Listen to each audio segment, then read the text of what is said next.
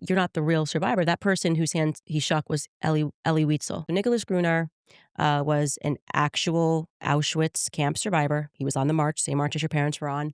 My Um, father. yeah, your father was on, and he wrote a book in Yiddish about his experiences. And there was I'm sorry, his friend who was with him on this walk, who he wanted to reunite, wrote this book in Yiddish. And when he found out that his friend had wrote this book and it had been translated into English, he went to go meet him, right? And it was like, I'm going to be reunited with somebody that was in this camp with me.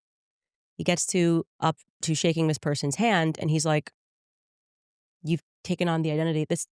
You're not the real survivor. That person whose hand he shook was Elie Wiesel. You might be familiar with him because he wrote the book Night, and it was proven that he lied about certain parts of it. Nobody knew why, what this was.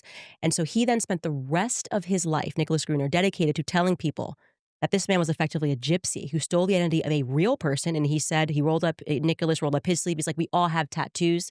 Who had actually been in the Auschwitz camps, building on their stories in whatever way. And it's sad that nobody knows Nicholas Grüner's name. People should know his name because it was a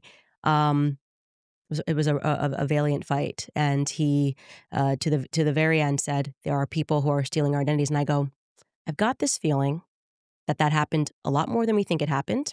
This is one guy, and by the way, Robert Maxwell then purchased a massive stake early on in McGraw Publishing, McGraw Hill, which means that, and then his wife was traveling around with Elie Wiesel, and this guy was like, this was not prisoner number whatever it was. He took his identity, and that's a really terrifying thing to think about, that people with power saw, okay, these people were in camps. I'd like you to describe that, but just what I'm telling you, I mean, isn't that just the most terrifying thing Well, ever?